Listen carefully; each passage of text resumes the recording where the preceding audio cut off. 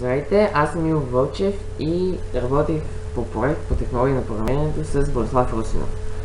В това видео ще ви разкажа малко повече за това какво трябва да правите, за да имате успешен проект. Първата и най-важна стъпка е да измислите проект, който да бъде най-важното интересен. Трябва да научите нещо и да можете да го монетаризирате. Или с други думи, да може да се продаде. Естествено, никой няма да изисква от вас наистина да продадете нещо, но ще трябва поне да има възможност той да бъде продаден. Това означава, че върши някаква реална работа. Следващата стъпка е да планирате работата си. Първо, проектът се прави 3 месеца и имате 3 майлстоуна за всеки един от месеците. Трябва да разпределите работата равномерно във времето. Нито да направите всичко в началото, нито пък да оставите всичко в последните 2 или 3 дни. Просто няма да се получи. И естествено да разпределите работата между съотборниците си.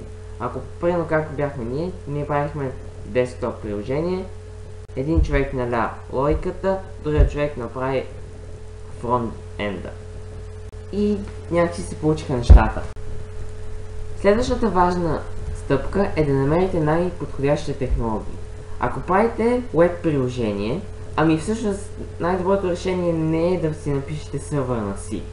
Ползвайте Rails или Django или нещо, което наистина просто е направено за това. Намерете най-добрите технологии, ако трябва обсъдете ги с господин Митов, просто направете нещо, което наистина се прави така в реалния живот. И последната стъпка, може би най-важната, е да презентирате проекта както трябва. Презентаторът трябва да бъде уверен и да се държи сериозно. Работили сте върху проект 3 месеца. Не искате за 15 минути да развалите цялата работа, която сте вложили. Затова имате 4 минутен лимит или около 4 минутен лимит. Не може да кажете всичко. Кажете само най-важните неща, основните технологии, които сте използвали, основните функционалности на проекта.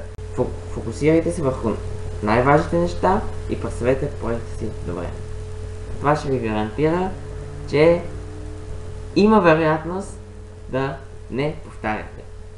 Благодаря ви, успех!